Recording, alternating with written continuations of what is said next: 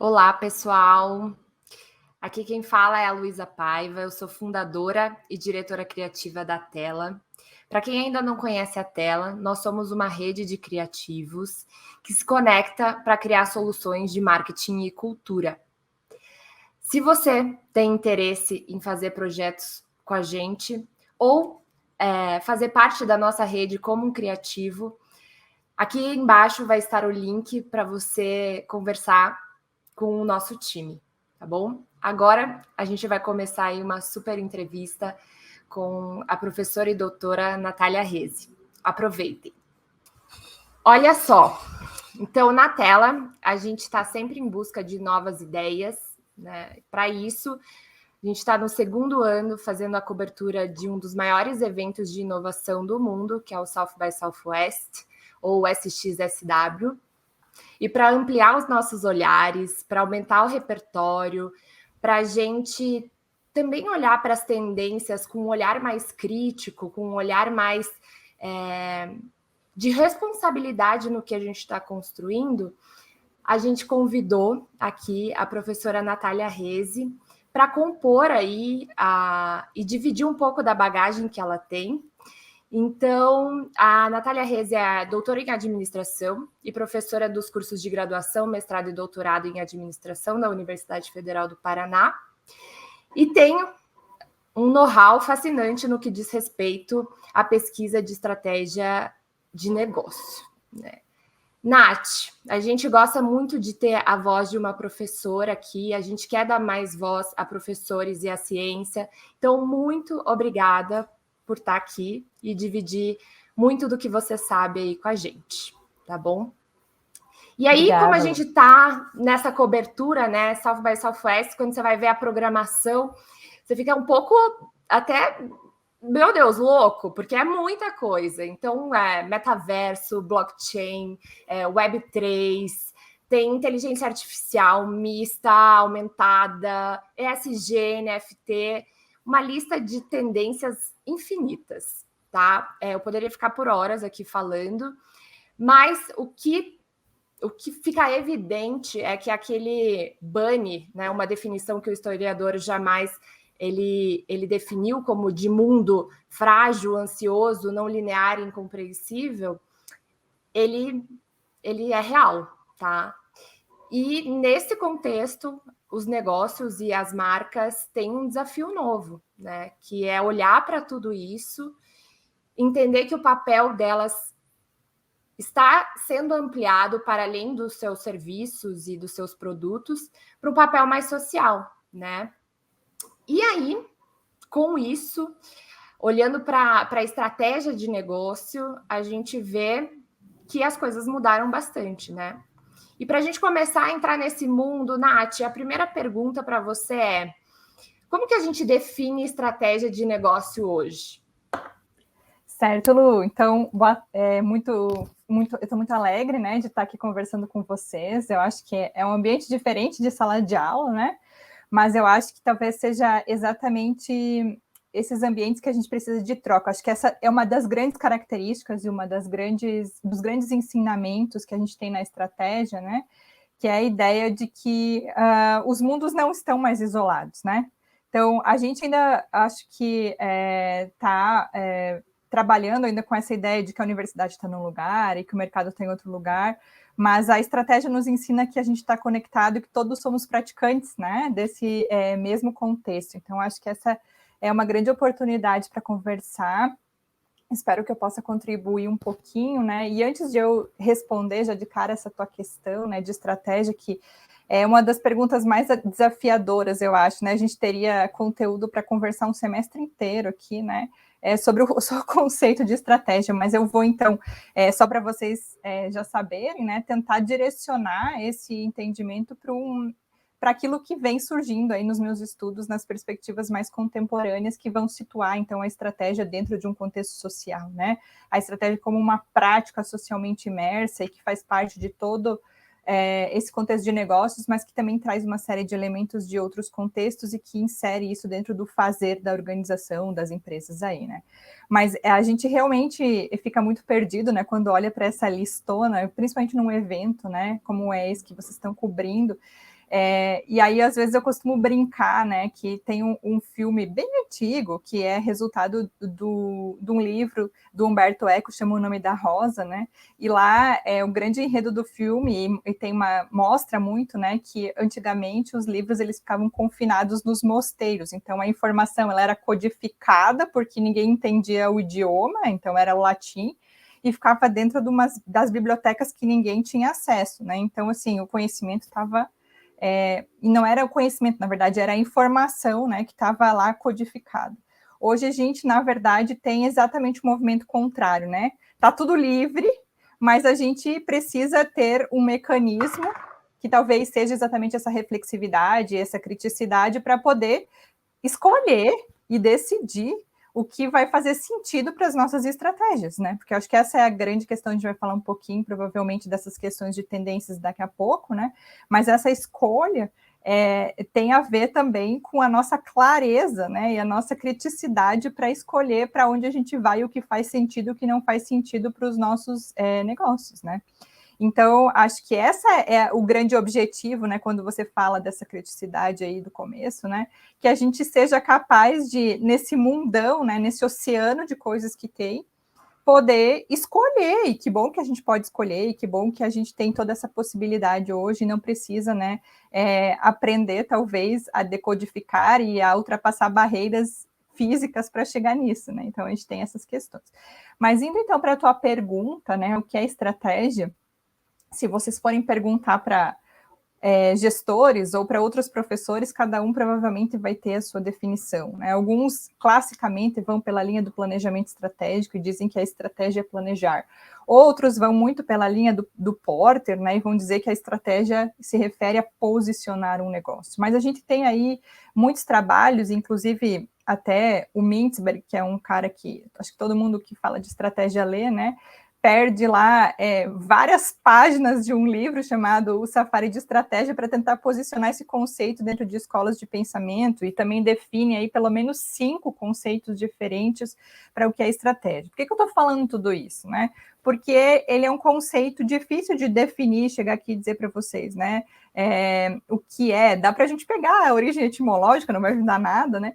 Mas a estratégia, dentro do que eu tenho estudado, ela é um fazer, em primeiro lugar, né? Então, ela é um fazer, ela tem muito a ver com o que as pessoas fazem. E essas pessoas a gente ampliou aí, né? Antigamente a gente achava que fazer estratégia era colocar todos os gestores e os top managers dentro de uma sala, trancar eles lá e eles iam sair com algo maravilhoso daquele lugar, né? Hoje a gente diz que a estratégia não é só isso, né? A estratégia é o que as pessoas fazem, como elas implementam, como elas interpretam, como elas situam isso dentro das rotinas organizacionais, mas também ela vem de um processo, de uma reflexão aprofundada dessas pessoas que estão envolvidas com esse fazer, sobre o contexto de negócios no qual elas estão inseridas, né? Então, veja, não é só um fazer de dentro da organização, ele vai olhar para fora, para o que está acontecendo, e lá estão as tendências também, né? Para como a economia está funcionando, para como politicamente a gente está organizado, para como as relações internacionais estão se dando, para os recursos que estão disponíveis para nós. E a partir disso, então, a gente vai olhar para dentro das nossas potencialidades e vai escolher, né, a partir de um negócio que para mim é fundamental na estratégia, que é o propósito do porquê que a gente existe, né? O que a gente está fazendo e para onde que a gente vai escolher, então, como que a gente vai contribuir dentro desse contexto todo, né? E também gerar resultados, porque a estratégia é sobre gerar resultados, né? O que muda contemporaneamente nessa definição de resultados é que a gente não entende que o resultado é somente um resultado econômico-financeiro, mas que os estrategistas também geram resultados ambientais, né? Vem aí toda a questão da sustentabilidade, sociais, né? E culturais, né? Então, dependendo dos bens que a gente gera ou de como a gente o consumo, né? É uma questão que está muito relacionada o consumo cultural e todos esses elementos. Então, a estratégia vai lidar com todos esses elementos, né? Então, se eu pudesse definir, ela é um processo, né? De fazer dentro da organização, que vai tentar organizar, né, as escolhas a partir do que a gente lê do ambiente externo, né, para considerar todas as nossas potencialidades e gerar resultado, né? E aí, nisso vai ter uma série de coisas, né, Lu? E uma coisa bem importante que eu gostaria de ressaltar aqui, né, é que muitas vezes as pessoas acham que a estratégia é super abstrata, e quando a gente fala de propósito, a gente mexe com sonhos, com perspectivas, com uma série de questões, né, que são bem importantes, mas a estratégia também tem a ver com a nossa capacidade de racionalizar tudo isso e entender até onde os nossos braços vão, né? Então, muitas organizações eu vejo que têm planos bastante audaciosos e lindos, mas não conseguem mobilizar os recursos suficientes, que são as suas capacidades para fazer e gerar os tais dos resultados, né? E esses resultados nas mais diversas perspectivas aí que eu comentei. Então, a estratégia, para mim, né, ela é sobre isso, é super complexo, é um mundo de coisas, né, se vocês forem ver. E por isso também a gente pode perceber que a gente não envolve só um grupo pequeno de pessoas, mas a gente envolve aí um conjunto de praticantes, né, que se envolvem com todo esse fazer dentro da organização e até fora, né, por vezes a gente tem um consultor dentro da nossa organização, ele também faz parte desse processo da estratégia, né, ou você vai procurar se capacitar, então isso também vai influenciar no teu processo estratégico. Então a estratégia hoje tem uma visão bastante ampliada do seu conceito aí.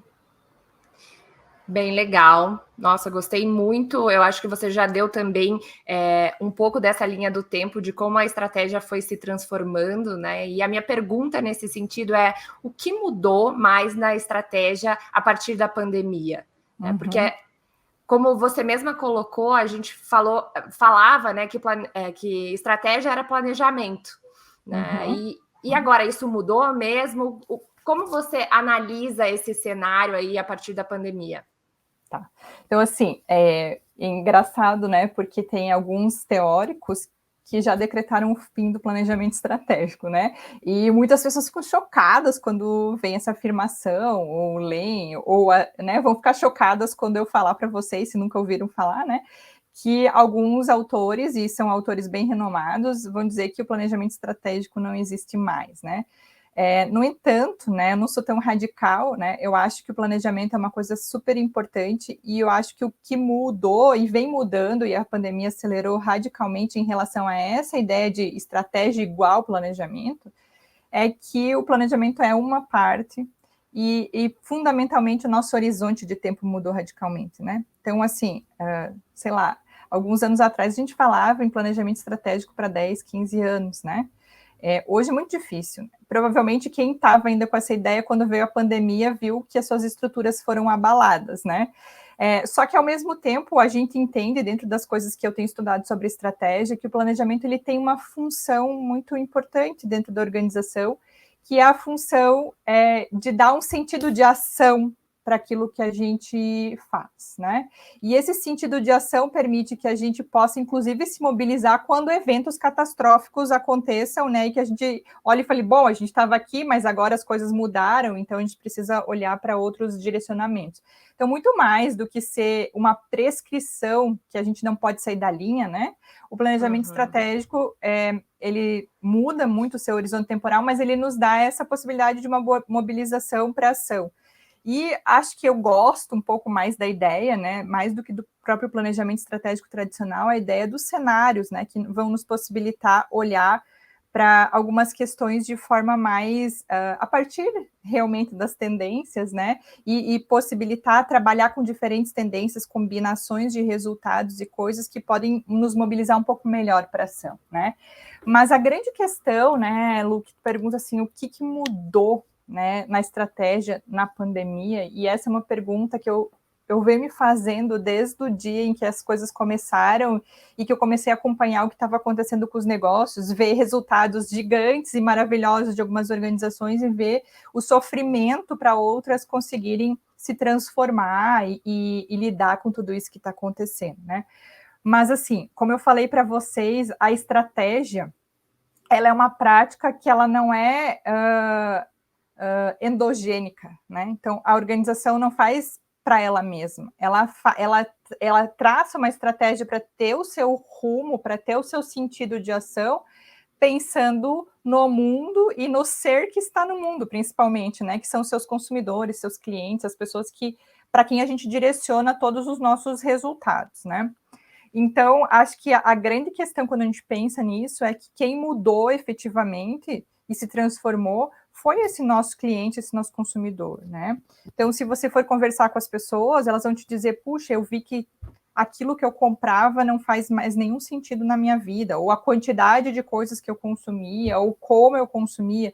E, por outro lado, começou a falar, nossa, eu nem sabia que no meu bairro tinha um negócio XYZ e agora eu me conectei a um grupo de consumidores dessa forma e eu estou consumindo esse tipo de coisa. Então, o que mudou foi o que esse nosso consumidor, nosso mundo também mudou, né? Porque as pessoas também começaram, alguns tiveram abundância, outros escassez, né? Então, assim, você pode ver que muitas pessoas que às vezes eram nosso público-alvo de vendas mudaram suas rotinas de emprego, diminuíram suas jornadas, começaram a consumir outras coisas para o seu lazer e também diminuíram o seu padrão de renda. Então, essa transformação, né, em todo esse contexto, e também nas nossas relações afetivas, né, porque a gente começou a dar prioridade, pelo menos do que a gente tem de pesquisas, né, as pessoas começaram a dar prioridades para algumas coisas que não davam antes, né, a própria saúde, o bem-estar, alimentação, que começaram a se preocupar, fazer em casa, às vezes, porque estavam ali, não tinha para onde correr, né,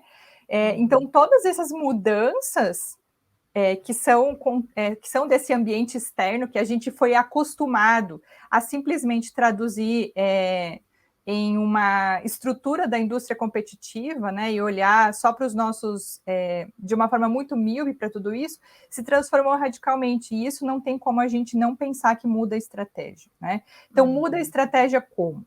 Né?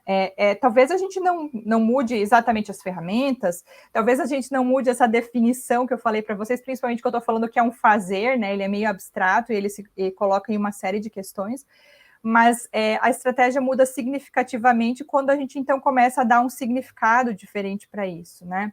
E aí, do que a gente estuda lá em estratégia, tem uma perspectiva que a gente chama de sense making, ela vai estudar exatamente o que acontece, né, com as organizações e o que elas fazem e a própria estratégia quando acontecem eventos disruptivos, né? A gente gosta dos eventos disruptivos que são mais produtivos, né? Mas a pandemia, de certa forma, foi um evento que causou profunda abalo nos significados para o ambiente, né, para essas pessoas que estão lá, e também para as organizações que começaram a pensar o que eu vou fazer, né?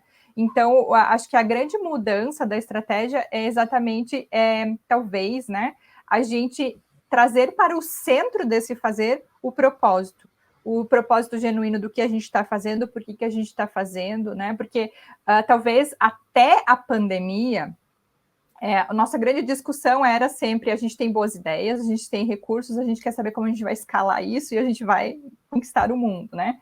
Talvez agora a estratégia vai ter que começar a olhar para como esses significados, né, possam ser efetivamente transformados em significados para quem está comprando, para quem está vinculado a gente, não só o comprador, né, mas também os outros stakeholders, né? Então, acho que essa questão de dar significado efetivo para esse propósito, né, e ampliar cada vez mais as dimensões de resultado, para mim, são talvez as grandes mudanças que a gente tem na estratégia, principalmente porque quando a gente vai olhar também para as próprias ferramentas, né, a gente se acostumou muito a fazer estratégia pisando no passado, né? E esse passado, esses dados do passado não existem mais. A gente precisa dar cada vez mais vigor para esse pensamento prospectivo que a estratégia traz, né? Pensamento prospectivo, achei super interessante. E eu acho legal, aqui na tela, quando a gente faz projetos de estratégia, a gente fala muito de terapia organizacional. Então, ir lá no fundo, questionar, ser advogada do diabo e perguntar tudo para que esse propósito fique mais claro, porque às vezes no negócio não está claro, né?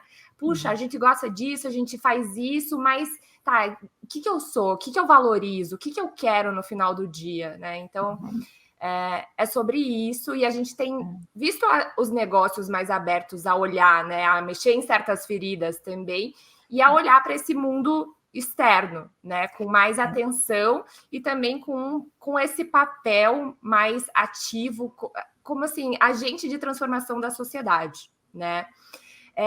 E aí, quando a gente olha, né, para o mundo, tem muita coisa acontecendo, mas também tem muita coisa que acontece que são discursos ainda, não são coisas efetivamente que aconteceram, mas são ideias que as pessoas querem que aconteça, né? E minha pergunta para você é: como fica o negócio, tá? E as tendências, então, e esses discursos hoje nesse cenário? Como que os negócios olham para isso para construir sua estratégia? Fui clara? Acho que sim, Lu. Se eu não estiver indo pelo caminho que você está perguntando, você vai me interrompendo. Mas eu queria só fazer uma demarcação, né? Porque tudo isso que você falou, né? Que às vezes quando vocês vão trabalhar com estratégia na tela e conversam com os gestores e vocês vão a fundo nesses negócios, né? Para tentar entender esse propósito, é uma questão muito complicada também quando a gente fala de estratégia, que é o fato de que os gestores eles têm um envolvimento operacional com muitas tarefas cotidianas que consomem eles bastante, né? Então, eu me lembro que quando eu tinha um chefe que eu gostava muito de trabalhar, né? E ele falava assim: Natália, você precisa dar conta dessa parte estratégica e olhar para mim, para essas tendências e tentar trazer essas coisas para mim, porque o dia a dia me consome. Você vai ficar responsável por isso, porque o dia a dia me consome. E essa questão do dia a dia me consome é um aspecto muito presente na vida dos gestores, não só das médias empresas, que acho que era o caso dele, né? Mas também das grandes empresas, né? Porque a gente às vezes acha que os caras estão envolvidos com esse fazer estratégia e dedicados a isso, e que essa é a função deles, mas existem milhares de preocupações e milhares de pressões que eles sofrem, e por isso é muito difícil, né? E às vezes, quando você vem e ouve a gente falando sobre todas essas questões, inclusive, né, as questões que você colocou sobre as tendências, esses gestores vão, sei lá, vai chegar às vezes um acionista, né, e o grupo de acionistas, e lá numa reunião de conselho vai dizer: a partir de agora a gente vai trabalhar a diversidade, né? E esse cara tá cheio de coisa para fazer, e ele vai, de onde ele vai começar, né? Então, eu estou falando isso porque eu participei de alguns grupos, por exemplo, de gestores que tentam implementar algumas práticas, né, relacionadas, por exemplo, aos objetivos do milênio, todas essas coisas, né? E a grande questão deles é da onde a gente vai começar, como é que a gente implementa isso, como é que a gente concilia um monte de coisa, porque esses caras estão realmente assoberbados desse operacional, né? Então, não dá para a gente ser ingênuo, né, de pensar que isso é fácil de fazer, né? É uma tarefa bastante hercúlea, você conseguir fazer isso e ainda você ter o convencimento de que isso traz resultados, né? E você precisa... os indicadores talvez são uma das áreas mais desafiadoras da pesquisa e também da prática cotidiana nas organizações, né, de como conseguir mensurar e mostrar os resultados que a gente está alcançando, principalmente nessas áreas mais intangíveis, que são aí a grande questão que a gente traz e a gente fala, né? Então, por esse motivo, eu acho, né, que muitas coisas ainda estão no discurso, porque a gente tem aí, quando a gente vê as tendências, elas vêm e chegam, às vezes, para os nossos estrategistas como uma imposição, né? A partir de agora, a gente vai ter que ter 50% das nossas contratações vão ser mulheres, porque a gente precisa atender um padrão de equidade de gênero, né? E aí, o que acontece? Esse cara, ele tem uma meta para atingir em 3, 2, 1, né? E aí, o que ele vai fazer? Ele vai fazer um programa para atingir essa meta, mas muitas vezes não vai internalizar reflexivamente o que significa essa equidade de gênero, né? Que significa, talvez, uma transformação na forma de pensar, seja uma transformação em alguns processos de trabalho, né? Seja uma série de coisas que vai impactar na organização.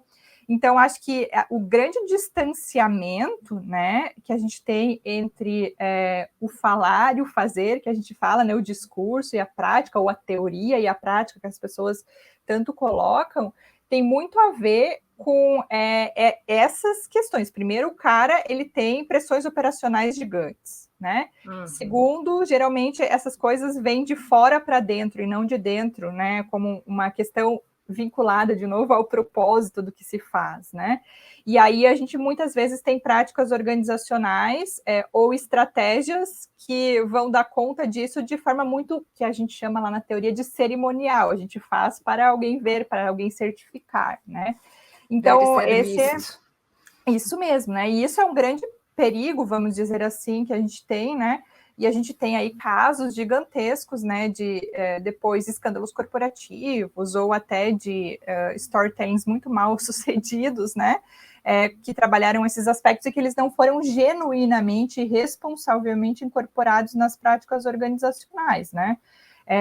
Mas parece simples quando a gente está falando, né? Parece muito legal e a gente super se empolga, né? Vai lá para o evento, vê todas as tendências, acha que dá para fazer, e quando a gente vem para a organização, a gente tem barreiras, e essas barreiras, na maior parte das vezes, são parte dessas pressões por produção, pressão operacional, que são o que fecha a conta no fim do dia, né? Então, por isso que eu falei lá no começo para vocês que a estratégia ela é muito legal, muito sedutora, né? Todo esse papo que a gente tem, mas o grande lastro da estratégia é a gente conhecer também os nossos limites operacionais, né?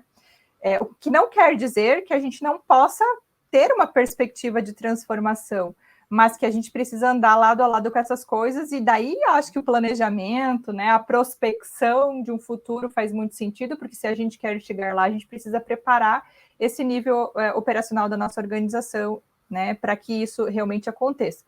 Então, essas questões, né, só para fechar, né, que você está falando que vem uma série de tendências e a gente incorpora, e muitas vezes a gente vê que isso é muito mais um discurso do que efetivamente algo que as organizações fazem, é uma característica também da nossa sociedade, se vocês forem pensar, né? Então, às vezes a gente vê que, vamos fazer inclusão de deficientes, né? Pessoas com deficiência no ambiente de trabalho. Então, a gente faz uma lei, né? E aí a gente vê depois as pessoas falando que contrataram para o cara ficar em casa, mas por quê, né? De cima para baixo é muito difícil que as coisas aconteçam. Quando a gente fala, por exemplo, da perspectiva da estratégia com prática social, a gente fala que primeiro a gente precisa trazer isso e compartilhar os significados com as pessoas que fazem, elas precisam entender para que isso serve, como isso se agrega ao propósito do negócio, para que elas possam criar soluções inovadoras para que isso seja efetivamente incorporado, né? Uhum. Porque todas as tendências, quando a gente vai falar delas, a gente vai perceber que elas criam desafios para as organizações para incorporar isso no seu cotidiano e gerar inovação, é isso que a gente quer, né? Gerar coisas novas. Mas para isso a gente precisa que essas pessoas estejam realmente sensibilizadas, compreendendo profundamente o que isso significa e, mais do que isso, o mais difícil de tudo, né, compreender o que isso significa para o propósito do negócio, para onde a gente está querendo ir, né? Então, sim, envolve uma série de desafios mesmo. Eu vejo a tendência como ela fica ali num lugar que é um laboratório, mas quando ela sai do laboratório, ela ultrapassa uma barreira que é uma barreira social, econômica, política, né? Então, ela se transforma, ela não é homogênea. Ela, em cada cenário, funciona de uma forma, e aí, como estrategistas, a gente tem que analisar isso. Existe esse planejamento também, né? E existe essa conexão genuína com esse discurso, com o que está sendo proposto, né, com essa nova ideia. Então, de fato, se eu fosse pontuar aí uma coisa que eu acho que é muito importante no que diz respeito a ver a tendência, é ver, escutar, questioná-la, para daí fazer um plano e introduzir dentro da sua organização, negócio, se fizer sentido, né? Se fizer sentido. Então, Nesse caso, quem está indo para o South by Southwest, está escutando tudo isso, o que você sugeriria, prof? O que você falaria? Tipo, tá indo lá no maior evento de inovação do mundo, quais são suas dicas? Bom, a primeira questão, né, eu acho que a gente precisa perguntar para nós mesmos o que eu estou indo fazer lá, né? Então, assim, o que me move, né? Então, acho que essa é uma questão que é fundamental para a estratégia, para qualquer estrategista, né? Segundo, né, acho que a grande questão, quando a gente vai para um lugar desses, é estar aberto a ouvir, a aprender e a desconstruir muitas coisas que a gente já tem, né? Seria tipo um processo, né? Então, vai, mergulha, né? E veja tudo que você tem aí de coisas de novidades, essas tendências, as coisas todas, né? Mas não vá desprovido da sua capacidade de reflexão, né? Acho que a grande questão hoje, né, é que eu sou uma humanista assumida, né? Apesar de eu flertar muito com as ideias pós-humanistas, da ideia de que a gente tem aí o humano e o não humano convivendo e trabalhando muito, acho super interessante, né? Mas eu sou uma humanista assumida e não tenho mais nem vergonha de falar isso, né? E ser uma humanista assumida tentar resgatar em cada pessoa que convive comigo e em mim mesma, né? Aquilo que existe em nós de mais humano, que é a nossa capacidade de pensar, né? E essa capacidade de pensar nos dá autonomia, né? Então, assim, por que eu estou falando isso? Porque, para mim, existem duas posturas que a gente pode, pelo menos duas posturas mais fáceis da gente identificar quando a gente vai para um lugar desses, né? A gente vai para o evento tentando buscar as tendências para a gente seguir, ou a gente vai para esse evento para tentar buscar essas tendências para a gente poder criar, né?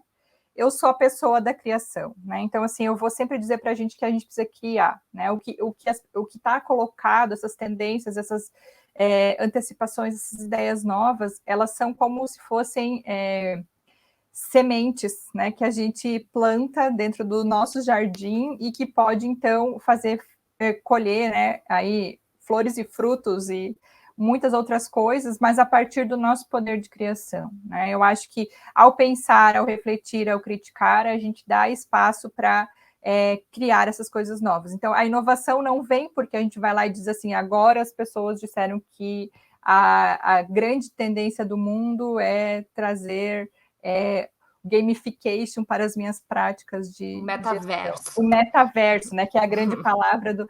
Então, assim, faz sentido isso para a gente, né? E ao fazer sentido, onde e como que isso faz? E aí vem o nosso poder de criação, né? E isso acho que as grandes organizações aí que talvez... não sei nem se eu poderia falar que estão dando certo, mas que a gente vai ver no futuro, né, que talvez nem estejam aí, são exatamente as organizações que fazem disso algo genuíno para o seu propósito, assim, né? Então, conheça quem você é, absorva o máximo de coisas que você puder fazer, né? Porque aí você vai ter muitas... E depois analise, veja o que faz sentido para você e seja humano, né? Pense, crie e transforme. Acho que essa é a grande questão que a gente precisa fazer, né? Porque as receitas num evento não vêm receitas prontas, apesar de que o nosso cérebro, quando vê alguma informação dessas, tenta fazer o quê? Tenta transformar isso numa técnica, numa receita, e o que eles estão colocando lá, não, são elementos para inspirar essa criação. Eu acho que até o objetivo do evento é exatamente muito maior do que dar um caminho, uma ferramenta, né? É trazer potenciais de transformação e trazer elementos para que as pessoas possam usar isso para transformar o mundo e os negócios, né? Super legal. Olha só, para o nosso tempo não estourar, eu vou fazer uma última pergunta aí, de curiosidade mesmo, falando disso de criação, né? Genuína, de olhar para tendências, de olhar para o seu propósito e construir coisas que realmente são diferentes e que fazem sentido e fazem sentir. Eu queria saber de você quais são as empresas que têm se destacado hoje no mercado. Quem você considera que faz uma boa estratégia? Uhum. Essa pergunta é super difícil, né, Lu? Porque, assim, na estratégia a gente aprende uma coisa de cara, né? Que o setor competitivo, ele discrimina muita coisa, né? Então, acho que a partir da pandemia, a gente percebeu que algumas organizações efetivamente se destacaram e ganharam aí mais ainda, né, os espaços que a gente está vendo, principalmente as empresas dos setores de tecnologia, né? E nos setores de consumo, principalmente aquelas organizações que estavam mais sensibilizadas já e já estavam em processo, né? de absorver essa virtualização, né, e a digitalização dentro dos seus processos, né? Agora, para mim, a grande questão, né, que fica não é essas empresas que sobreviveram até aqui, mas é aquelas que vão conseguir enxergar esse novo cara que surgiu, né? Esse novo homem que surgiu a partir da pandemia e que talvez, né, a partir de agora vá querer usar as tecnologias de uma outra forma para um outro propósito, né? E uma série de outras questões. Mas, né, eu acho que não tem como a gente não olhar para as organizações tops, né? Se a gente for olhar, Apple está sempre aí, né? E as pessoas, quando o Steve Jobs faleceu, falaram assim: em pouco tempo ela não vai mais ser a mesma coisa porque o cérebro do negócio morreu. Mas a gente tem visto que reiteradamente ela tem conseguido fazer alguns resultados super interessantes, talvez exatamente porque ele pode ter criado todo esse senso de propósito, mas o propósito do que se faz permanece o mesmo, ou, né, se transformar, as pessoas estão engajadas nisso, né? Mas, assim, falando de questões mais locais, assim, eu conheço algumas coisas, mas, assim, eu vejo algumas organizações que começaram pequenininhas, né, e que estão transformando esse propósito de uma forma super interessante. Tem uma empresa de beleza que é brasileira, chama Simple Organic, né, que também, se você for ver, né, é diferente das de tecnologia, e muito diferente de todo esse tipo de negócio, mas que começou com um propósito, né, e começou a desenvolver tecnologia, e essa tecnologia é pesadíssima, né, no setor de dermocosméticos, aí é pesadíssima, né, começou a se envolver com isso, investir pequenininha, e hoje tem uma projeção nacional interessante dentro de um setor muito específico, faz, né, um engajamento depois de marca, que não é muito a minha especialidade, mas que você vê que tem todo um negócio, acho que é super interessante, né, então falando dos grandes, né, porque as pessoas falam assim, estratégia só para grande empresa, né, estratégia dá certo para a Apple, mas o que eu vou fazer num negócio médio ou mais localizado, né, dentro de um nicho mais específico? Muito pelo contrário, né? Às vezes as pessoas estão fazendo estratégias, se engajando em decisões relacionadas ao seu produto, ao seu mercado, e mesmo que não usem essa palavra, estão traçando, né, cursos de ação para que esse propósito dê certo, né? Então, acho que faz sentido para todos os tipos de negócios essas questões, né? Então, o que acontece quando você me pergunta, né, quem está bombando, assim, é difícil falar, né? Como eu falei, se você olhar para diferentes tipos e nichos de mercado, mas eu acho que a grande questão é aquela que está conseguindo olhar para esse sujeito novo aí, né, que ela tá trabalhando, né? Muito bom, muito bom. Que conversa rica. Eu vou ter que fechar aqui por conta do nosso tempo, mas obrigada por dividir tanto. Eu fico muito feliz por você ter topado. Eu te admiro muito, aprendo sempre muito com você. Espero que as pessoas que estejam assistindo também gostem muito. E se tiverem qualquer tipo de pergunta, é só deixar aqui que a gente vai mandar para a professora para ela responder. E se a gente puder responder também, a gente faz isso aí para a gente compartilhar conhecimento, que é uma coisa super importante, aí também faz parte do nosso DNA. Obrigada, Nath. Lu. Obrigada. Eu me sinto honrada, feliz, e você sabe, né, tenho aí um grande carinho pela tela, e o que vocês precisarem realmente eu estou disponível, né, eu sou uma pessoa que adora conversar e trocar ideias, né, eu acho que a gente aprende muito. Obrigada, e bom evento, né, para todo mundo. Bom evento. Beijos.